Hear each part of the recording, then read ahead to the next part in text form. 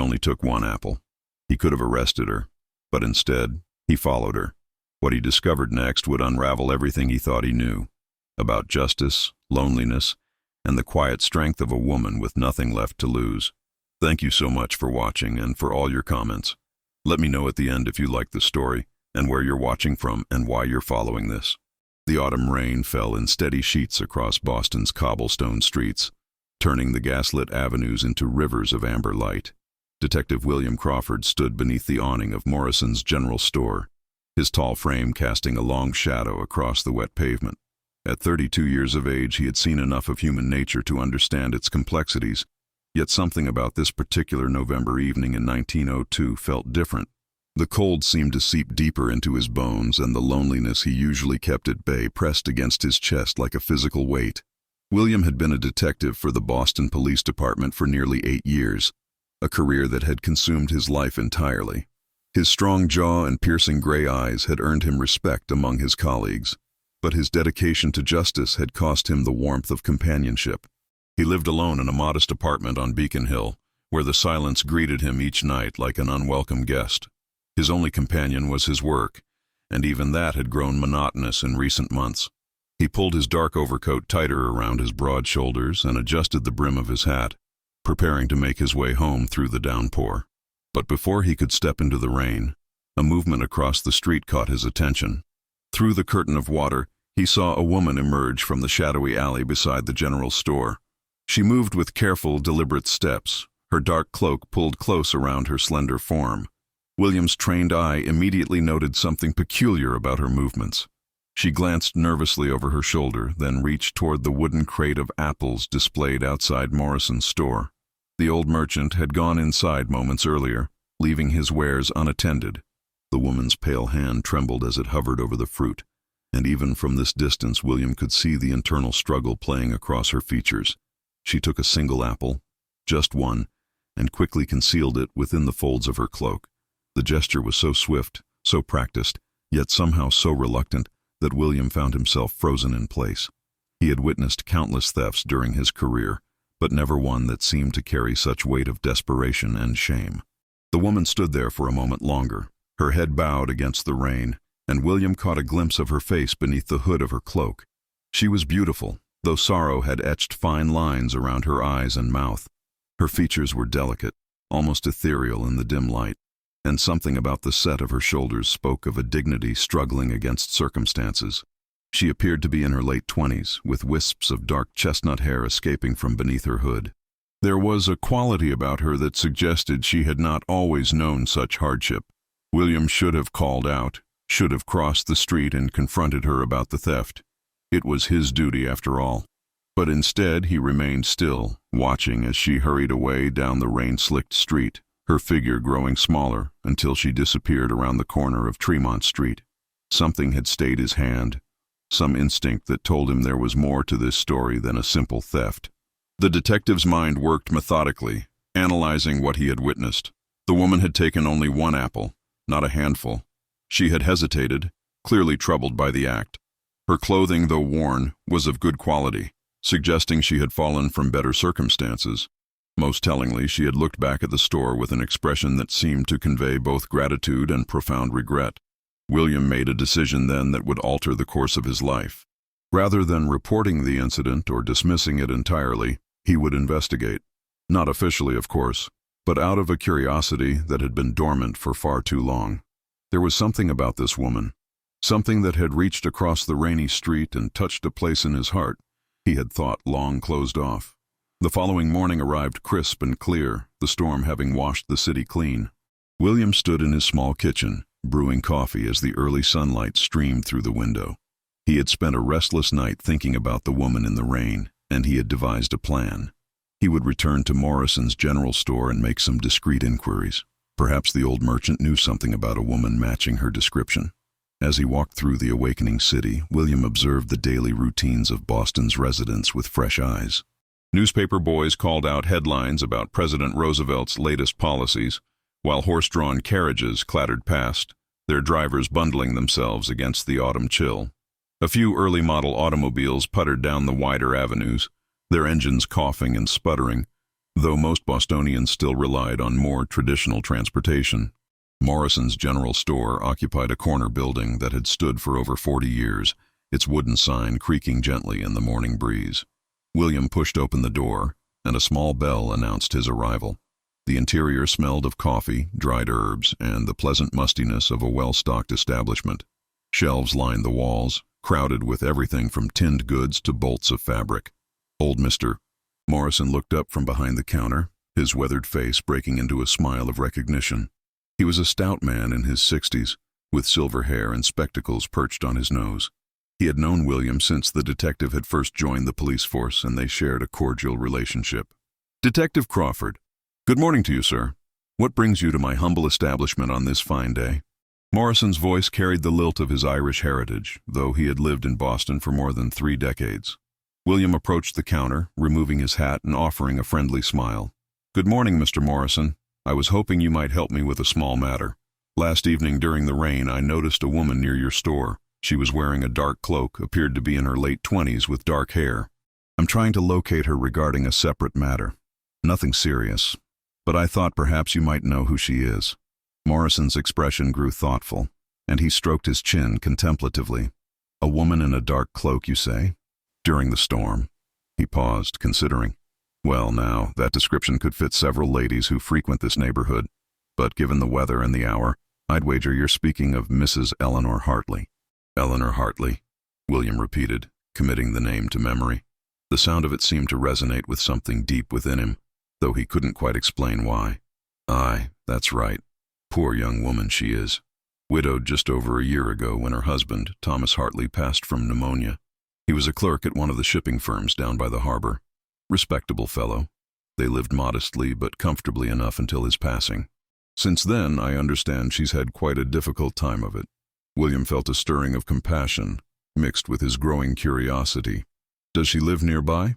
Morrison nodded, leaning against the counter. "She has rooms in Mrs. Hawthorne's boarding house on Chambers Street, just 3 blocks west of here. Mrs. Hawthorne mentioned some weeks ago that Mrs. Hartley was struggling to make the rent. She works when she can find employment, taking in sewing and mending, but it's hard for a woman alone in this city, especially without family to help support her." The detective absorbed this information, his mind already forming a picture of Eleanor Hartley's circumstances. A widow, alone, struggling to survive in a city that offered little mercy to those without means or connections. The theft of a single apple now made perfect sense, and William felt his heart constrict with an emotion he hadn't experienced in years. "Thank you, Mr. Morrison. You've been most helpful." William placed a coin on the counter. "I'd like to purchase a few items, if you please. Some apples, a loaf of your fresh bread, some cheese, and perhaps some of those dried beans." Morrison raised an eyebrow but said nothing as he gathered the requested items and wrapped them carefully in brown paper. He was a shrewd man and had likely guessed at William's intentions, but he maintained a tactful silence.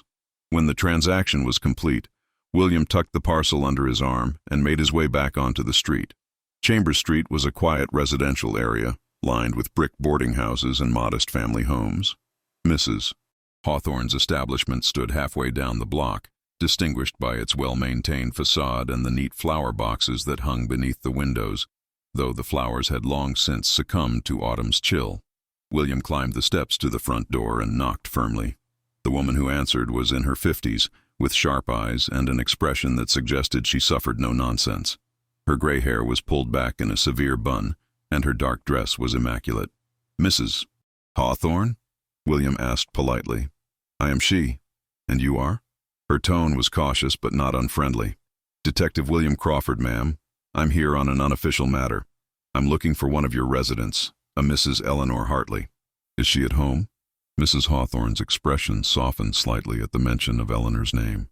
"Mrs. Hartley is indeed here, though I'm not sure she's receiving visitors. May I ask what this is regarding?" The poor dear has had enough troubles without the police coming to her door. William understood the protective instinct he heard in the landlady's voice. "I assure you, Mrs. Hawthorne, this is not official police business, and Mrs. Hartley is not in any trouble. I simply wish to speak with her about a matter that I believe may be of mutual interest. I mean her no harm." After a moment's consideration, Mrs. Hawthorne nodded. "Very well. Please wait in the parlor and I'll see if she's willing to speak with you." She gestured to a doorway on the right, where a small but comfortable sitting room awaited. William entered the parlor and took in his surroundings while he waited. The room was modestly furnished but clean and welcoming, with lace curtains at the windows and a few framed photographs on the mantelpiece. He could hear muffled voices from upstairs, and then the soft sound of footsteps descending the staircase. When Eleanor Hartley entered the parlor, William felt his breath catch. In the full light of day, she was even more striking than she had appeared in the rainy darkness. Her chestnut hair was neatly arranged, though her dress was simple and showed signs of careful mending. Her eyes were a remarkable shade of deep brown, and they regarded him with a mixture of wariness and curiosity. She carried herself with quiet grace despite the obvious poverty of her circumstances. "Mrs. Hartley," William said, rising to his feet and offering a respectful bow. "Thank you for agreeing to see me. I am Detective William Crawford." Eleanor's face paled slightly at the word detective, and her hands clasped together nervously. "Mrs. Hawthorne said this wasn't official business, Detective. How may I help you?" William gestured to the chair opposite his own. "Please, won't you sit? And you're quite right, this is not official business. In fact, I've come to offer my assistance, if you'll permit me." She sat slowly, her posture rigid with tension. "I don't understand. We've never met before, have we?" "No, we haven't formally met, though I did see you last evening during the rain, near Morrison's General Store." William watched as understanding and then mortification flooded her features. Color rose in her cheeks, and she looked away, unable to meet his eyes. "I see," she said quietly, her voice barely above a whisper. "Then you've come to arrest me. I understand. I knew it was wrong, but I was so hungry, and I thought just one apple wouldn't be missed. I'm so ashamed." William raised his hand gently, his expression softening with compassion. "Mrs. Hartley, please. You misunderstand my purpose entirely. I haven't come to arrest you. Quite the opposite, in fact. I've come because what I witnessed last evening troubled me deeply, not because of the act itself, but because of what it represented.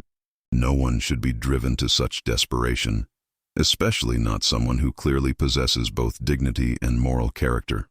Eleanor looked up at him, confusion mixing with the shame in her eyes. A single tear traced its way down her pale cheek, and she quickly brushed it away with trembling fingers. "I don't understand, Detective Crawford. If you're not here to arrest me, then why have you sought me out?" William leaned forward slightly, his gray eyes holding her gaze with gentle sincerity. "Because I believe that sometimes fate places us in a position to help one another, and I would be failing in my duty as a human being if I ignored such an opportunity. I've brought you some provisions, nothing extravagant, just some basic items from Morrison's store. And I'd like to discuss your current situation, if you'll allow me. Perhaps together we might find a solution to your difficulties." The young widow stared at him as though he had spoken in a foreign language. Her lips parted in surprise, and for a long moment she seemed unable to form words. Finally she spoke, her voice thick with emotion. "But why?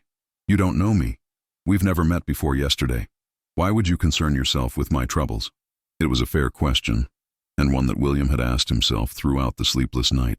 He chose his words carefully, speaking from a place of honesty that surprised even himself. "I've spent 8 years as a detective, Mrs. Hartley, observing human nature in all its forms. I've seen cruelty and kindness, desperation and hope. But what I witnessed last evening was different. I saw a woman who took only what she absolutely needed, who clearly struggled with the moral weight of her action, and who looked as though she carried the sorrow of the world upon her shoulders.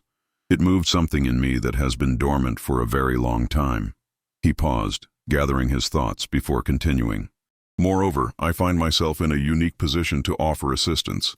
I have a steady income, no family obligations, and more loneliness in my life than I care to admit. If I can ease another's burden while perhaps finding some purpose beyond my daily routine, then perhaps we might both benefit from such an arrangement." Eleanor studied his face, searching for any sign of deception or ulterior motive. She found none.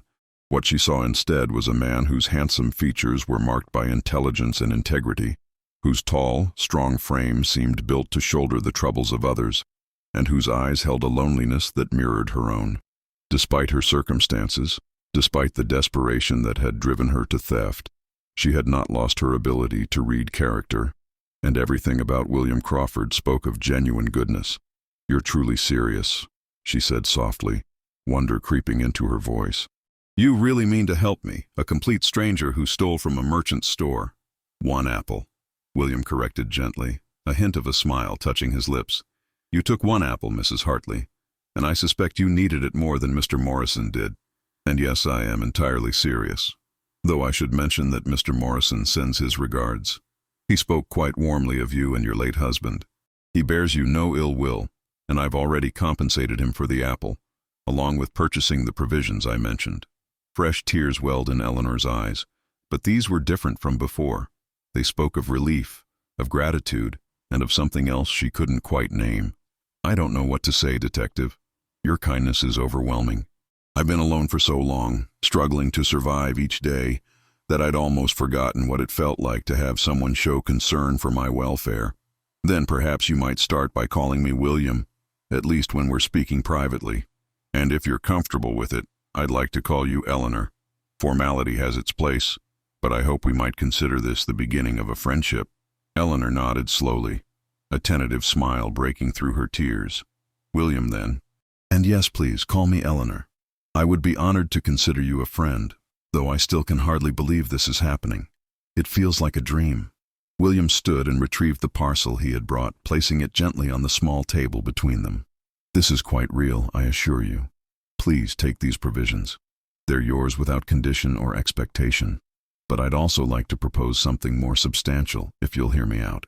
Eleanor's eyes widened as she carefully unwrapped the brown paper, revealing the fresh bread, cheese, apples, and beans. Her hands trembled as she touched the food, and William could see how much this simple gesture meant to her. You've already given me more than I could have hoped for, William. What else could you possibly propose? The detective returned to his seat, leaning forward with his elbows on his knees, his expression earnest. I'd like to offer you employment, Eleanor. Not charity, but honest work. You see, I've been investigating a series of unusual occurrences in the city. Nothing dangerous or violent, but puzzling nonetheless. Several prominent families have reported the disappearance of valuable documents, personal letters, and small heirlooms. The thefts have been subtle, almost unnoticeable at first, but a pattern has emerged. Eleanor listened intently, her intelligent eyes following his every word. But I don't understand what this has to do with me. I'm not a detective, and I certainly have no experience with investigations. That's precisely why you'd be perfect for what I have in mind, William explained, warming to his plan. The thefts have all occurred in households that employ domestic staff. I believe someone within these circles is responsible, but as a male detective, I have limited access to the private quarters where such thefts might occur. What I need is someone who could move within these spaces naturally, someone intelligent and observant who could gather information without arousing suspicion. He watched her face carefully as understanding dawned. You're suggesting I pose as domestic help? Work in these households while investigating the thefts? Exactly. And before you worry about your qualifications, let me explain further. Many of these families are looking for ladies' companions or governesses, positions that require refinement and education, rather than experience in traditional domestic service. From what Mr. Morrison told me about your late husband's position and your own background, I believe you would fit such a role perfectly. You would be compensated fairly for your time, both for the work you perform in the household and for the investigative assistance you provide to me. Eleanor sat back, her mind racing with the possibilities. It was an unconventional proposal, certainly, but it offered her something she desperately needed: purpose, income, and a way to maintain her dignity. This is quite unexpected, William. I need to think about the implications. You say these thefts aren't dangerous, but surely there's some risk involved. I won't lie to you and say there's no risk at all, William replied honestly, but I believe it to be minimal. Whoever is behind these thefts is clever and cautious, preferring stealth to confrontation. Moreover, I would be monitoring the situation closely, and you would have a way to contact me should anything seem amiss. Your safety would be my primary concern. The widow rose from her chair and walked to the window, gazing out at the street below. The morning sun cast a warm glow across her profile, and William found himself struck again by her quiet beauty. He could see the war of emotions playing across her features as she considered his proposal. Fear battled with hope, caution with desperation, and pride with the simple need to survive. Finally, she turned back to face him, her decision made. I'll do it, William. Not just because I need the money, though heaven knows I do, but because you've shown me a kindness I didn't think existed anymore in this world. You've given me hope when I had none, and I want to prove worthy of your faith in me. When would I begin? William felt a surge of admiration for her courage, mixed with something warmer that he wasn't quite ready to examine too closely. That's wonderful, Eleanor. Thank you for trusting me. I have a position in mind at the Bancroft estate. Mrs. Charlotte Bancroft is a widow herself, quite wealthy, and she's been searching for a companion to assist with her correspondence and social obligations. She lost several valuable letters recently, letters from her late husband that had great sentimental value. She reported the theft to the department, and I've been assigned to investigate. He pulled a small notebook from his coat pocket and consulted it briefly. Mrs. Bancroft lives on Commonwealth Avenue in one of the grand townhouses overlooking the public garden. The position would require you to live on the premises, which would actually work in our favor. It would give you better access to observe the household dynamics and gather information about the thefts. Eleanor nodded, though William could see nervousness creeping into her expression. I've never worked in such an environment before. What if I make a mistake? What if Mrs. Bancroft finds me unsuitable? You won't make mistakes, William said with quiet confidence. You're intelligent, well-spoken, and possess a natural grace that cannot be taught. Mrs. Bancroft will see your quality immediately. Besides, I've already spoken with her about recommending a candidate for the position. She trusts my judgment. I'll simply tell her that I know of a refined young woman who has recently fallen on difficult times through no fault of her own, and who would be perfect for the role. You've thought of everything, Eleanor said, a genuine smile finally breaking through her worried expression. I'm grateful, William. More grateful than I can properly express. When would Mrs. Bancroft want me to begin? I could arrange for an interview tomorrow afternoon if that suits you. That would give you time to prepare and gather your belongings. Mrs. Hawthorne will understand the situation, I'm sure, and you can settle your accounts with her from your wages. Eleanor's smile faltered slightly. My accounts with her are already quite in arrears, I'm afraid. She's been patient with me, more patient than I deserved, but I owe her for 3 months of rent. William reached into his coat again, this time producing a small leather wallet. Then please allow me to settle that debt for you. Consider it an advance on your wages for the investigative work you'll be performing. You'll earn it back quickly enough, I assure you. William, no, I couldn't possibly accept, Eleanor began, but he raised his hand gently to stop her protest. Please, Eleanor, this isn't charity. This is a business arrangement. I need your help with this investigation, and I can't have you distracted by worry over debts. Let me handle this, and you can focus on preparing for your new position. You'll repay me through your assistance, and through the friendship I hope we're beginning to form. The sincerity in his voice, the genuine warmth in his eyes, finally convinced her. Eleanor accepted the money with trembling hands, knowing that this moment marked a turning point in her life. Thank you, she whispered. Thank you for seeing me as more than just a desperate widow. Thank you for giving me a chance to prove myself. William stood, preparing to take his leave. You have nothing to prove to me, Eleanor. I already know your worth. But I think you'll find great satisfaction in this work, and perhaps it will help you discover strengths you didn't know you possessed. As he moved toward the door, Eleanor called out to him. William, before you go, I need to ask you something. Why are you really doing this? And please tell me the truth. He turned back to face her, and for a moment the carefully maintained professional distance faltered. The truth? I saw you in that rain, Eleanor, and I saw myself. I saw loneliness and struggle, and a person who deserved so much more than fate had given them. I've spent years solving mysteries and catching criminals, but somewhere along the way, I forgot what it meant to simply help another human being. You've reminded me of that, and for that, I'm grateful to you. Eleanor's eyes glistened with unshed tears. Then we're helping each other. Yes, William agreed softly. I believe we are. He left the boarding house with a lightness in his step that had been absent for years. As he walked back through the bustling streets of Boston, he found himself noticing details he had overlooked before. The way the autumn sunlight painted the buildings in gold, the laughter of children playing in a nearby park, the scent of fresh bread wafting from a bakery. The world seemed somehow more vivid, more alive, and he knew that Eleanor Hartley was responsible for this change. That evening, William sat in his apartment, drafting a letter of introduction for Eleanor to present to Mrs. Bancroft. He chose his words carefully, painting a picture of a refined, educated woman who had suffered reverses of fortune but retained her dignity and capabilities. As he wrote, he found his thoughts drifting to the way Eleanor's eyes had lit up with hope, the grace with which she had accepted his help, and the courage she had shown in agreeing to assist him. He was playing a dangerous game, he knew. Becoming emotionally invested in someone connected to an investigation was never wise, and allowing himself to care for Eleanor beyond mere professional concern could complicate matters considerably. Yet he couldn't deny the pull he felt toward her, the way her presence had awakened something in him that had been sleeping for far too long. William finished the letter and sealed it carefully, then poured himself a small glass of whiskey and sat by the window, looking out over the city lights.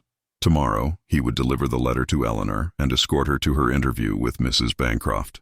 Tomorrow their partnership would truly begin, and though he didn't yet know it, tomorrow would mark the beginning of something far more significant than either of them could have imagined. Across the city, Eleanor sat in her small room at Mrs. Hawthorne's boarding house. The provisions William had brought her spread on the table before her. She had eaten sparingly, savoring each bite of fresh bread and cheese, and had carefully stored the rest for future meals. The money he had given her lay on the table as well, and she had already made plans to settle her debt with the landlady first thing in the morning. But more valuable than the food or the money was the hope that now burned in her chest, warm and bright like a candle flame.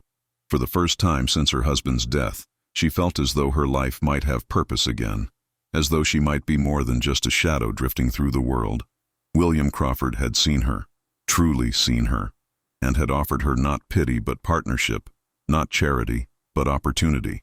She thought of his face, the strength and kindness she had seen there, the loneliness in his eyes that matched her own. He was a remarkable man, unlike anyone she had ever known, and she found herself looking forward to their next meeting with an anticipation that went beyond mere gratitude. There was something else there, something she wasn't quite ready to name, but it felt like the first stirrings of spring after a long, brutal winter. Eleanor rose and went to her small trunk, pulling out the best dress she owned. It would need pressing and perhaps a small repair to the hem, but it would serve for the interview tomorrow. She laid it out carefully, then sat at her mirror and examined her reflection.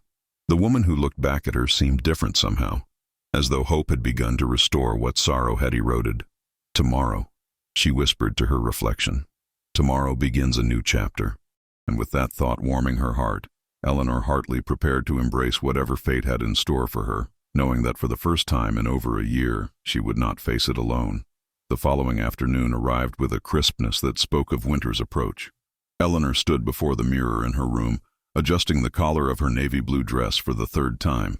Her hands trembled slightly, though whether from nervousness or anticipation, she couldn't quite determine. The dress, while modest, had been carefully pressed and mended, and she had arranged her chestnut hair in a simple but elegant style that framed her delicate features. She looked respectable, refined even, and she drew strength from that small victory. A knock at her door announced William's arrival precisely at 2 o'clock, as he had promised. Eleanor took a deep breath, gathered her small reticule and the letter of introduction he had written, and opened the door. The sight of him nearly took her breath away. In the full afternoon light, dressed in a perfectly tailored charcoal suit with a crisp white shirt and burgundy tie, William Crawford looked every inch the distinguished detective. His tall, strong frame filled the doorway, and his gray eyes warmed with approval as he took in her appearance. "Mrs. Hartley," he said, offering a respectful bow, "you look absolutely lovely. Mrs. Bancroft will be most impressed, I'm certain." Eleanor felt color rise in her cheeks at the compliment. "Thank you, Detective Crawford. I'm ready, though I confess I'm quite nervous about this interview. Please remember to call me William when we're in private conversation," he reminded her gently. "And there's no need for nervousness. Simply be yourself, speak honestly, and let your natural intelligence and grace shine through. Mrs. Bancroft is a perceptive woman, and she'll recognize your quality immediately." They descended the stairs together, where Mrs. Hawthorne waited in the foyer, her expression noticeably softer than it had been the previous day. Eleanor had settled her debt that morning, and the landlady had been visibly moved by the gesture, knowing how difficult the widow's circumstances had been. "Good luck to you, dear Mrs. Hartley," Mrs. Hawthorne said warmly. "Detective Crawford, please take good care of our Eleanor. She's had precious little good fortune in her life, and she deserves this opportunity." "You have my word, Mrs. Hawthorne," William replied sincerely. "Eleanor is in capable hands." Outside, a handsome carriage waited, its black lacquer gleaming in the autumn sunlight. William helped Eleanor into the seat with careful courtesy, his hand steady and warm as it supported her elbow. As they settled into the plush interior and the driver urged the horses forward, Eleanor found herself acutely aware of William's presence beside her. The space felt intimate despite the proper distance he maintained between them. "Tell me about Mrs. Bancroft," Eleanor said, needing to fill the silence with something practical. "What should I expect from her?" William considered the question thoughtfully. "Charlotte Bancroft is a woman of considerable intelligence and refinement. She's in her late 50s, widowed for about 5 years now. Her late husband, Jonathan Bancroft, made his fortune in shipping and left her very well provided for. She's known for her charitable work and her extensive collection of rare books and manuscripts. The letters that were stolen belonged to her husband's personal correspondence from his travels, and they meant a great deal to her." "How were they taken?" Eleanor asked, her investigative instincts already beginning to stir. "That's the puzzling aspect," William explained, clearly pleased by her immediate engagement with the mystery. "Mrs. Bancroft keeps her most precious items in a locked cabinet in her private study. The cabinet was not forced open, and she swears she always keeps the key on a chain around her neck. Yet one morning, about 3 weeks ago, she discovered that several letters were missing. Nothing else was disturbed, no other valuables were taken, just those specific letters." Eleanor's brow furrowed in concentration. "So either someone managed to access the key without her knowledge, or there's a duplicate key somewhere. Do many people have access to her private study?"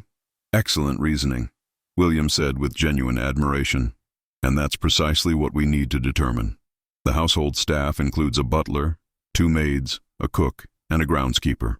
Additionally, Mrs. Bancroft frequently entertains guests and receives various tradespeople.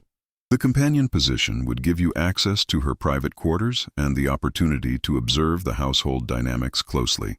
The carriage turned onto Commonwealth Avenue, and Eleanor's eyes widened at the magnificence of the tree-lined boulevard. Grand townhouses stood shoulder to shoulder, their elegant facades speaking of wealth and privilege. The street was quieter here, removed from the bustle of the commercial districts, and the residents who strolled along the sidewalks moved with the unhurried confidence of those who had never known want. "It's beautiful," Eleanor breathed, momentarily forgetting her nervousness in the face of such splendor. "It is," William agreed, though his eyes were on her face rather than the scenery. "But remember, Eleanor, beauty often conceals secrets. Behind these elegant doors, human nature is just as complex and flawed as anywhere else. Your task will be to look beyond the surface and see what others miss." The carriage came to a stop before a particularly impressive townhouse of red brick and white stone. 4 stories tall, with bay windows and ornate ironwork, it represented the pinnacle of Boston society. A butler answered William's knock almost immediately, his impeccable black suit and formal bearing speaking to years of service in distinguished households. "Detective Crawford?" the butler acknowledged with a slight bow. "Mrs. Bancroft is expecting you. Please, come in." The interior of the Bancroft home took Eleanor's breath away. A grand staircase swept upward from the marble-floored entrance hall, while crystal chandeliers cast prismatic light across walls adorned with fine paintings. Fresh flowers arranged in Chinese porcelain vases perfumed the air, and Eleanor could hear the distant sound of a piano being played somewhere in the depths of the house. The butler led them to a sun-filled drawing room decorated in shades of cream and gold. Fine furniture upholstered in silk occupied the space with careful arrangement, and tall windows overlooked a private garden, where the last roses of autumn still bloomed. A woman rose from a damask sofa as they entered, and Eleanor immediately understood why William had spoken of Charlotte Bancroft with such respect. Mrs. Bancroft carried herself with natural authority tempered by warmth. Her silver hair was arranged in an elegant coiffure, and her dark green dress was both fashionable and understated. Her face showed the lines of a life well lived, but her blue eyes were sharp and assessing. She moved forward with grace, extending her hand first to William and then to Eleanor.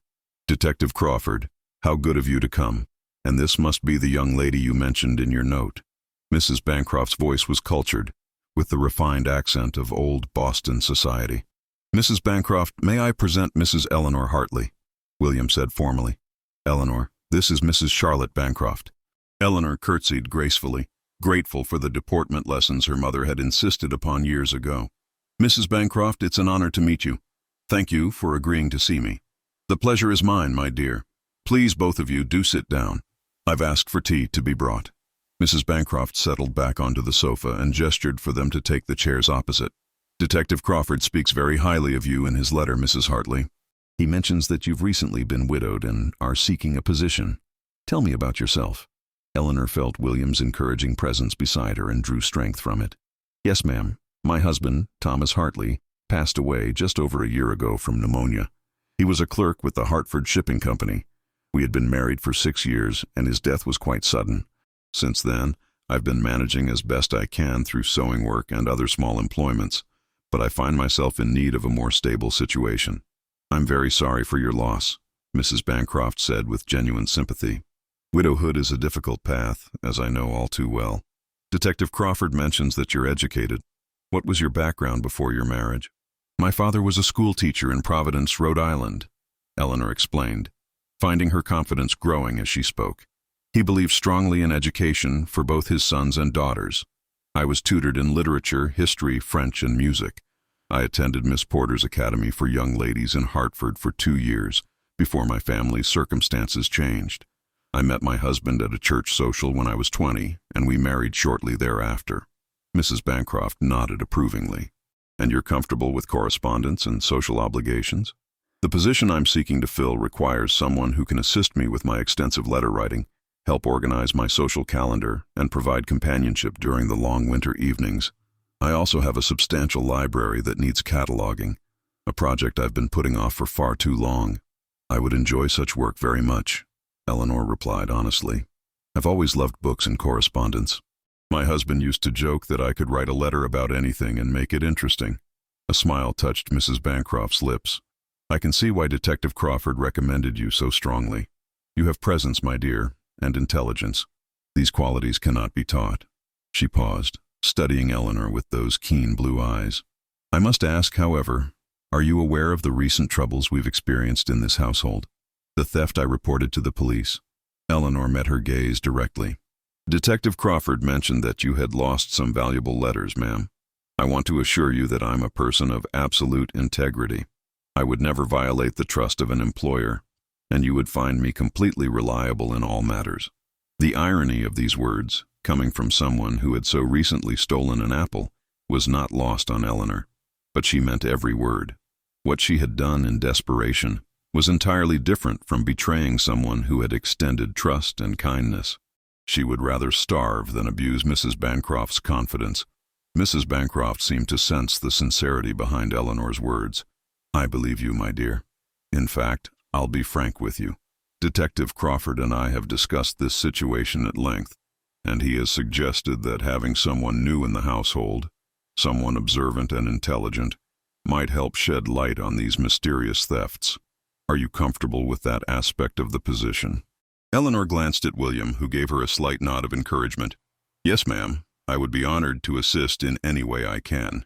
The thought that someone has violated your trust troubles me greatly." "Then I believe we have an understanding," Mrs. Bancroft said with satisfaction. "The position comes with a private room on the 3rd floor, all meals provided, and a salary of $15 per month. You would have Thursday afternoons and Sunday mornings free. Does this seem acceptable to you?" $15 per month was more than Eleanor had dared hope for. It represented security, stability, and the chance to rebuild her life. "More than acceptable, Mrs. Bancroft. I'm deeply grateful for this opportunity." "Excellent. When can you begin?" "I could start tomorrow if that suits you," Eleanor replied, hardly able to believe her good fortune. "Tomorrow it is, then. Arrive after breakfast, say around 9 o'clock, and I'll show you to your room and introduce you to the household staff." Mrs. Bancroft rose, signaling the end of the interview. "Mrs. Hartley, I have a good feeling about this arrangement. I think we shall get along splendidly." As William and Eleanor made their way back to the carriage, Eleanor felt as though she were walking on air. The interview had gone better than she could have imagined, and the weight that had pressed on her shoulders for so many months seemed to lift with each step.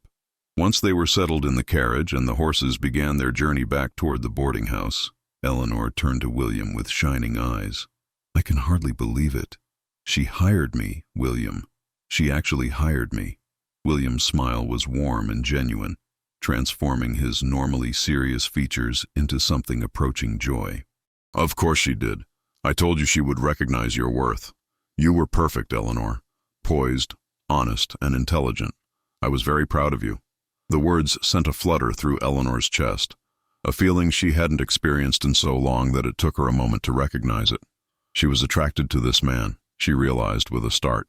Not just grateful, not just appreciative of his kindness, but genuinely drawn to him in a way that went beyond friendship. The realization was both thrilling and terrifying. I couldn't have done this without you, she said softly. You've given me back my life, William. I don't know how I'll ever repay such a debt. William turned to face her fully, and in the close confines of the carriage, Eleanor was acutely aware of every detail of his face. The strong line of his jaw, the intelligence in his gray eyes, the small scar above his left eyebrow that spoke of some past adventure. You owe me nothing, Eleanor. But if you truly want to repay me, then help me solve this mystery. Use your keen mind and your gift for observation to discover who is behind these thefts. And perhaps, if you're willing, allow me to call on you occasionally at the Bancroft house, so that we might discuss your findings and continue this partnership we've begun. I would like that very much, Eleanor replied, her voice barely above a whisper. More than you know. The moment stretched between them, charged with an awareness that neither was quite ready to acknowledge fully. The attraction was there, undeniable and growing stronger, but both recognized the need for caution. Eleanor was about to enter Mrs. Bancroft's employment, and William was technically conducting an investigation. Complications could arise if they allowed their feelings to progress too quickly. Yet, as the carriage rolled through the streets of Boston, carrying them back toward different destinations and different lives, both William and Eleanor knew that something significant had shifted between them. What had begun as a detective's impulse to help a desperate woman had blossomed into something far more profound, and neither could deny the pull they felt toward one another. That evening, as Eleanor packed her few belongings in preparation for her move to the Bancroft house, she found herself humming a melody she hadn't thought of in years, a love song her mother used to sing. The future, which had seemed so bleak just 2 days ago, now stretched before her full of possibility and promise. She had meaningful work, a comfortable home, and most surprisingly of all, she had William Crawford, a man who saw her not as a burden or an object of pity, but as an equal, a partner, and perhaps something more. Across the city, William sat at his desk in the police department, ostensibly reviewing case files, but actually thinking about Eleanor's smile, the way her eyes had lit up with excitement, the grace with which she had handled herself during the interview. He was playing with fire, he knew. Allowing himself to develop feelings for someone connected to an investigation was poor judgment at best and professionally dangerous at worst. But as he recalled the sound of her laughter in the carriage, the way she had looked at him with such trust and something else he barely dared hope he had seen correctly, William found he didn't care about the risks. For the first time in 8 years, he felt alive, truly alive, and he wasn't about to let caution rob him of that feeling. Whatever came next, whatever complications arose, he would face them gladly if it meant having Eleanor Hartley in his life. Eleanor's first 2 weeks at the Bancroft residence passed in a blur of activity and discovery. She settled into her role with surprising ease, finding that her natural intelligence and refined manners served her well in the elegant household. Mrs. Bancroft proved to be a delightful employer, cultured and kind, with a sharp wit that kept Eleanor entertained during their long afternoons of correspondence and cataloging the extensive library. The household staff had welcomed her with varying degrees of warmth. Mr. Pemberton, the elderly butler who had served the Bancroft family for 30 years, treated her with respectful courtesy. The cook, Mrs. O'Brien, a cheerful Irish woman with a talent for pastries, had taken an immediate liking to Eleanor and often insisted she sample fresh biscuits during her breaks. The two maids, however, presented a more complex picture. Sarah, the senior maid in her early 30s, maintained a professional distance that bordered on coldness. She performed her duties with mechanical efficiency, but showed little interest in befriending the new companion. Eleanor had caught the woman watching her on several occasions, her pale blue eyes sharp and assessing, though she always looked away when their gazes met. The younger maid, Martha, barely 18 and fresh from the countryside, seemed nervous and jumpy, often startling at sudden noises and dropping things when Eleanor entered a room unexpectedly. It was Martha's behavior that first caught Eleanor's investigative attention. On her 5th day in the household, Eleanor had come upon the girl emerging from Mrs. Bancroft's private study when the mistress was out paying social calls. Martha had been carrying a tea tray which seemed innocent enough, but Eleanor had noticed that Mrs. Bancroft hadn't requested tea that morning, and the girl's hands had been trembling so badly that the china rattled dangerously. Eleanor had begun making careful observations, noting the comings and goings of the household in a small journal she kept hidden beneath her mattress. She documented which staff members had access to various rooms, who seemed nervous or out of place, and any unusual activities she noticed. Every few days, William would call at the house under the pretense of updating Mrs. Bancroft on the investigation, but he always managed to arrange a few private moments with Eleanor to discuss her findings. These brief meetings had become the highlight of Eleanor's days, whether they spoke in the garden while Mrs. Bancroft napped, or in the front parlor when Eleanor was supposedly showing him out. Every encounter deepened the connection between them. William's eyes would light up when he saw her, and Eleanor found herself looking forward to his visits with an anticipation that went far beyond her duty to assist with the investigation. It was during one such visit, 3 weeks into Eleanor's employment, that the mystery began to unravel. William had arrived on a crisp December afternoon, ostensibly to inform Mrs. Bancroft that another prominent family had reported similar thefts. After a brief conversation with the mistress, Eleanor walked him to the door, and they paused in the entrance hall, speaking in low voices.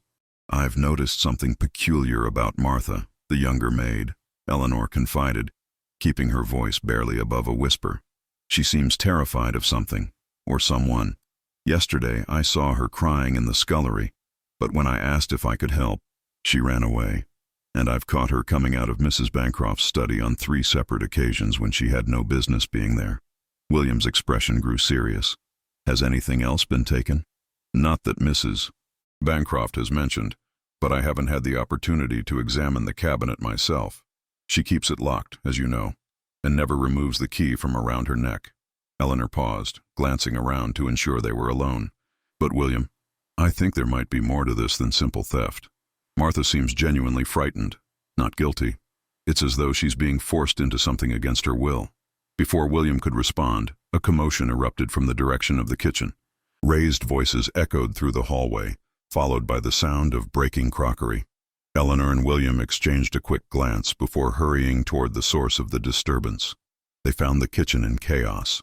Mrs. O'Brien stood beside the large work table, her face pale with shock.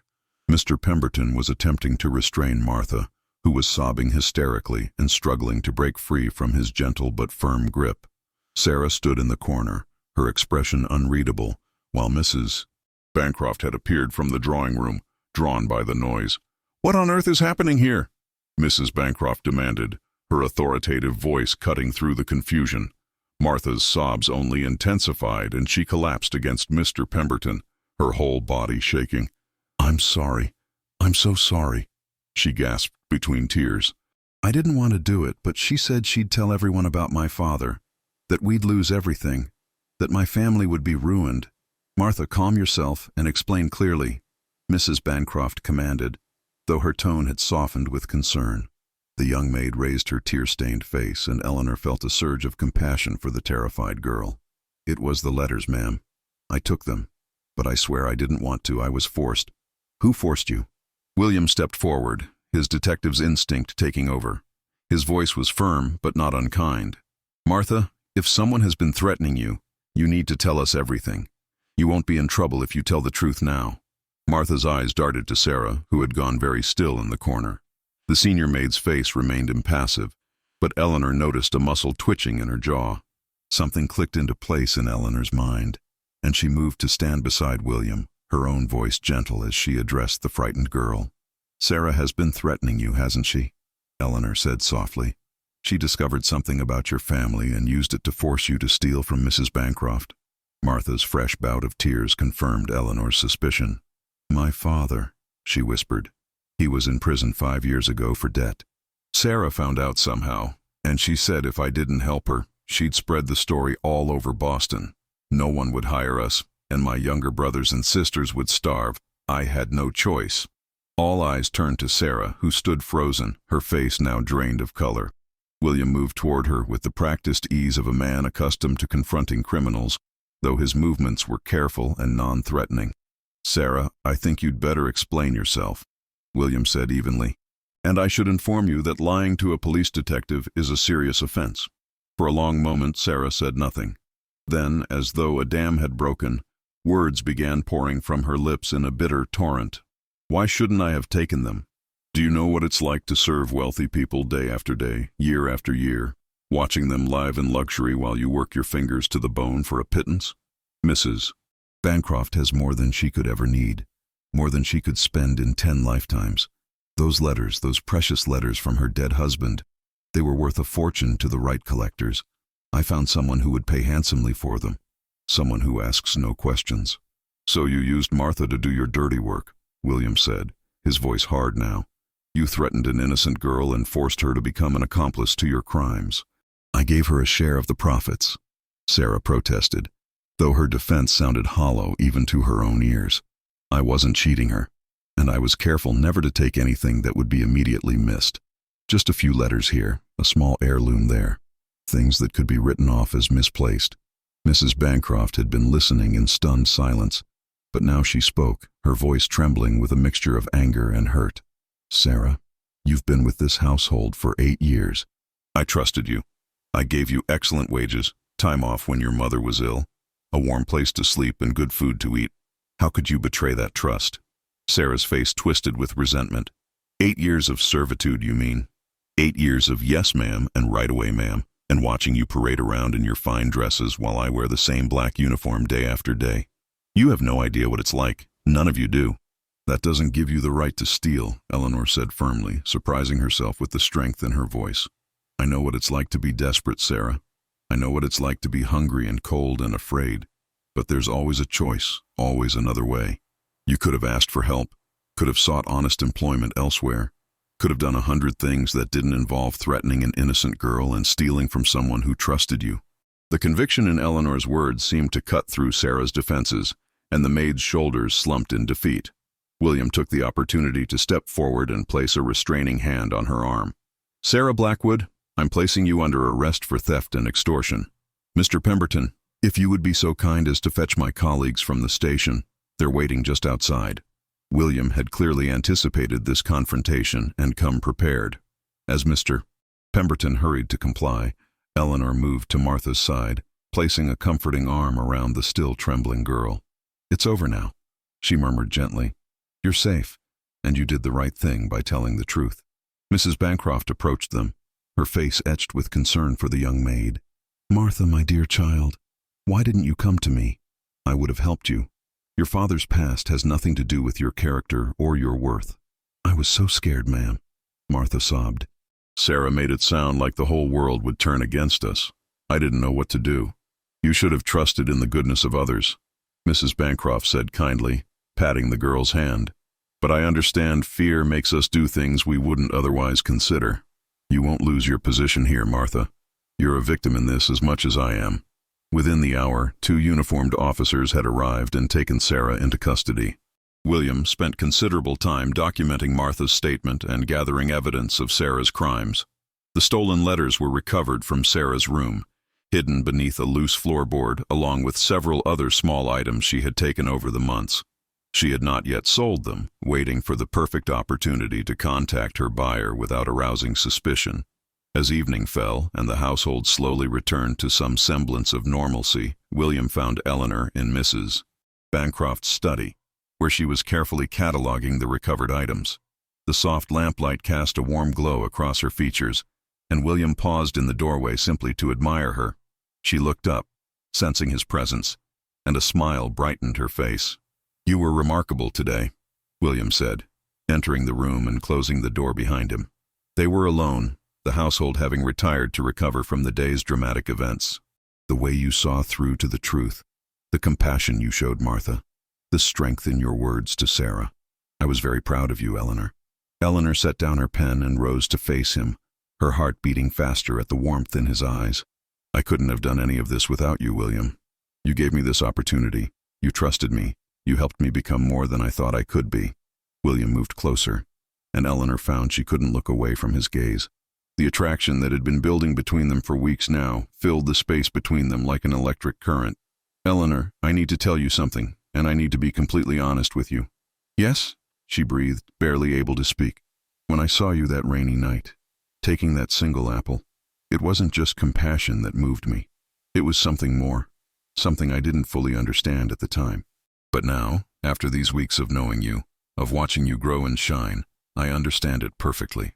He reached out and gently took her hand, his touch sending warmth flooding through her. "I'm in love with you, Eleanor. I think I have been since that very first moment, though I was too foolish to recognize it." Tears sprang to Eleanor's eyes, but these were tears of joy, of relief, of a happiness so profound it seemed impossible. "William, I love you too. I've been so afraid to admit it, afraid it was too soon, afraid you couldn't possibly feel the same way. But I do love you, with all my heart." He pulled her gently into his arms, and Eleanor went willingly, resting her head against his strong chest and listening to the steady beat of his heart. They stood there for a long moment, simply holding each other, savoring the rightness of being together. "I know this is sudden," William murmured into her hair.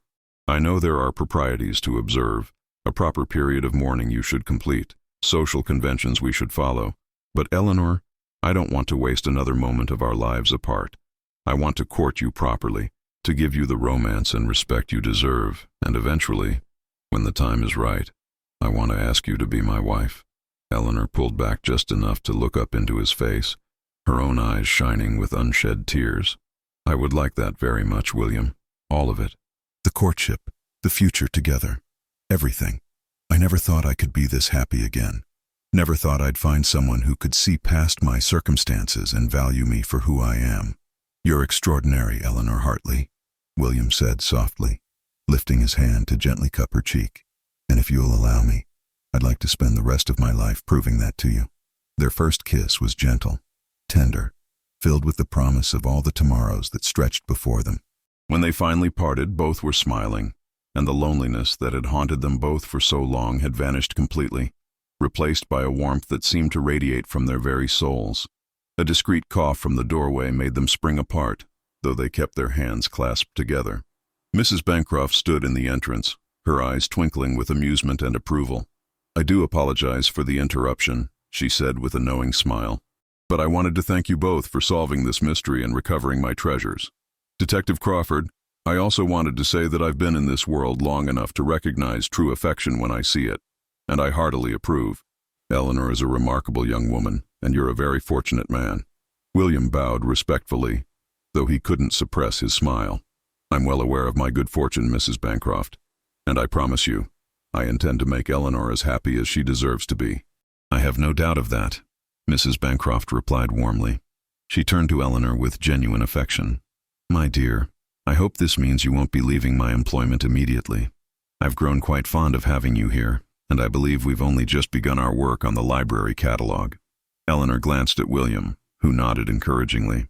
"I would be honored to continue in your service, Mrs. Bancroft, at least until William and I can make more permanent arrangements."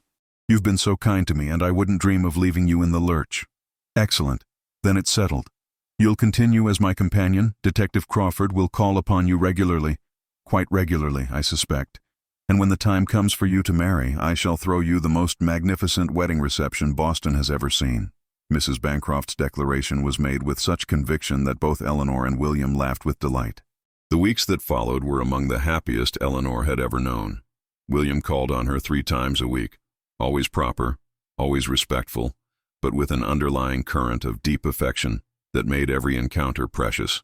They walked together in the public garden when weather permitted, attended concerts and lectures, and spent hours simply talking, learning everything about each other, building the foundation for a life together.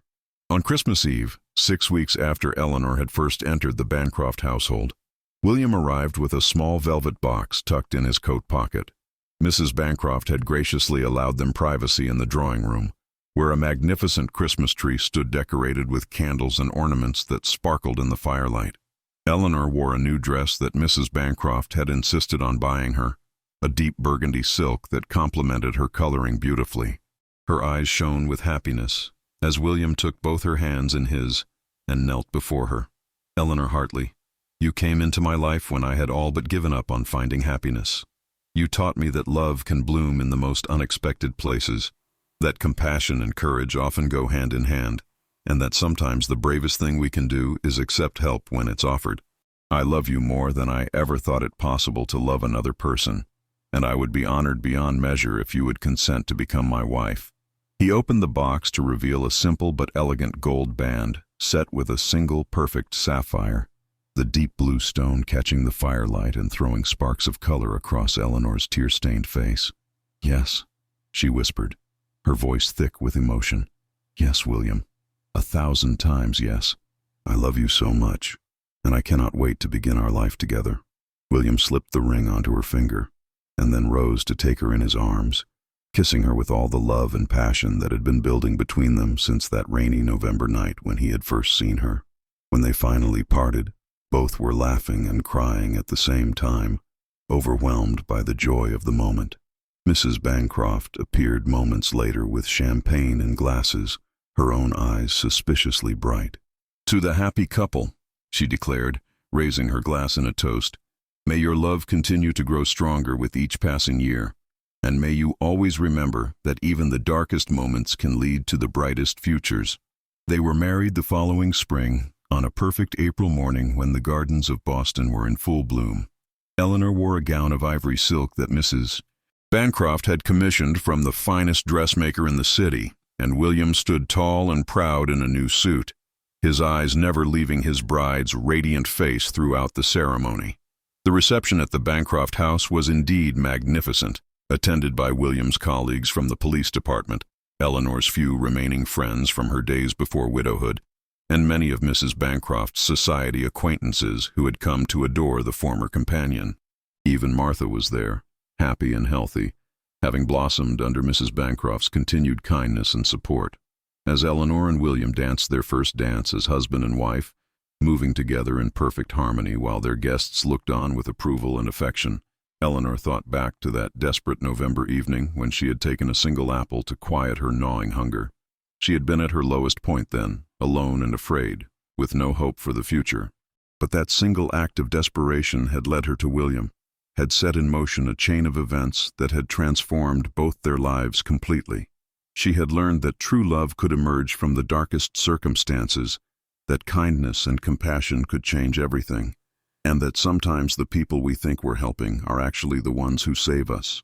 William pulled her closer as the music swelled, and Eleanor rested her head against his shoulder, feeling his steady heartbeat beneath her cheek.